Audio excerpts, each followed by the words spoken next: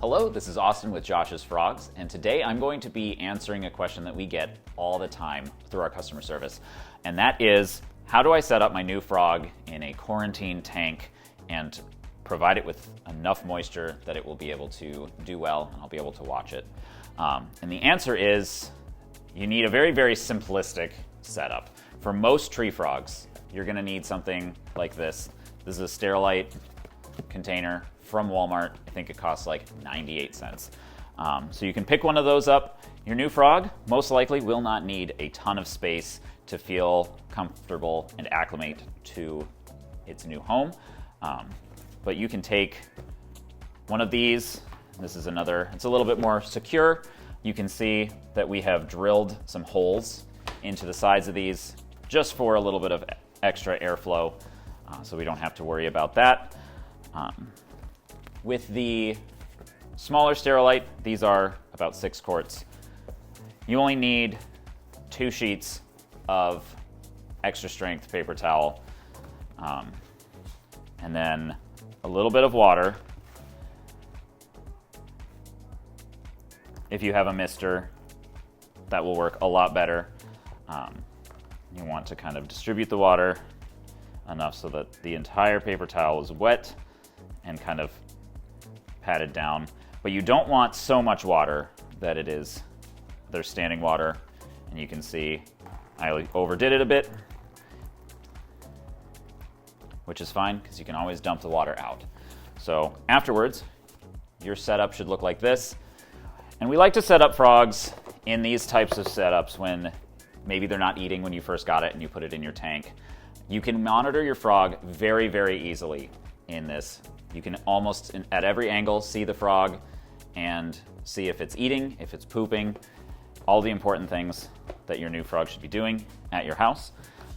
For a larger setup, this one is, I believe, 15 quarts. You're going to want to do 6 paper towel folded in half,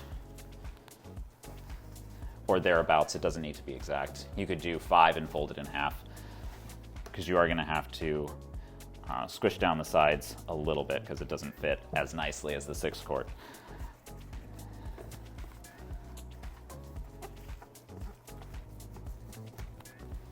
And the same thing, add enough water so that the entire paper towel is wet. Anytime a frog has access to dry paper towel, the paper towel is going to do what it's designed to do, which is absorb water. And the only available water will be the water inside your frog, and it can cause the opposite of what you want to happen, and your frog will dry out. And so about this much water, and then you place the lid on it. And these have the added security of having a latch on them. So if you're concerned about something trying to get into it, this can kind of lock that lid down. And again, you can see your frog from basically any angle except from below, and it should be easy to monitor how many crickets are going into your enclosure and how many crickets your frog is eating. If you don't squish down the sides of the paper towel, the crickets can get underneath and it can kind of throw off the information that you're trying to gather. Most tree frogs and toads are good in this type of setup for at least a couple of days. They're not going to get stressed out because they don't have live plants or leaf litter. You can also do the exact same thing as we did here with a 10-gallon enclosure. The only downside to that is that most 10 gallons come with a screen top. You can see here, we have taken a piece of plastic and basically covered all of the screen so that there's a little bit of airflow available here on the sides, so you don't need to worry about oxygen levels and stuff inside the tank, but you're keeping an adequate amount of humidity in. Most 10-gallon tanks will require you to use 8 sheets of paper towel in those half sheets, and you can fold that in half and lay it nicely down on the inside. Now, for the people that want to set up a frog in a bioactive enclosure right away, you need to make sure that your substrate is adequately wetted down. We get a lot of help desk tickets about people sending us pictures and saying the frog looks stressed, it's not eating, and it's very, very obvious right away that they don't have enough water in their substrate. And that could just be they didn't add enough water in the beginning, or they're not keeping up on misting. This is Josh's Frogs ABG. It is a primarily peat moss based substrate.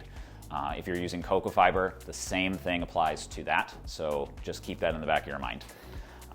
And we're going to add water to this a little bit more, just in small portions, because it's harder to tell once you hit the right saturation level. But there is a way to salvage a situation if you accidentally added too much. And this might have actually been enough right off the bat. You want to make sure that you're getting all of the substrate, you don't have any dry spots, and kind of just mix it around in your hands.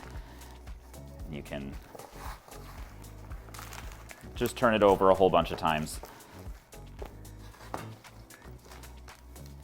And when you squeeze this substrate, you should be able to get a little bit of water to come out. So you see there's water coming, and it should hold the shape of your hand. You can see that there's indents from my fingers on this side, and it's holding its shape. And you can break that back up and then press it down. And then, in order to maintain adequate levels of moisture, and so you're not having to mist constantly to keep the substrate wet itself, you should still be doing misting just to keep the ambient temperature. But specifically for terrestrial frogs, you're going to want to make sure that the substrate is adequately saturated, because again, it's going to act just like the paper towel will. If it's dry, it's going to start sucking water out of your frog, and then you're going to run into issues with the frog getting too dry. In order to prevent the substrate from drying out, you can add your choice of leaf litter. I have here the mango leaves, but you can use live oak, magnolia, cashew.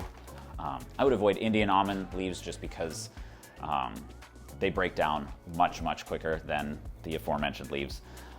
And all of that is available at joshsfrogs.com. If you have any questions about, is my tank too dry, we're always happy to help out with answering those questions. If you want to send us pictures at our info@joshsfrogs.com help desk, and we can make sure that you're set up for success and you're not running into any issues when you first get your frog. Make sure to check out all of our social media, Facebook, Instagram, TikTok, and as always, make sure you like and subscribe.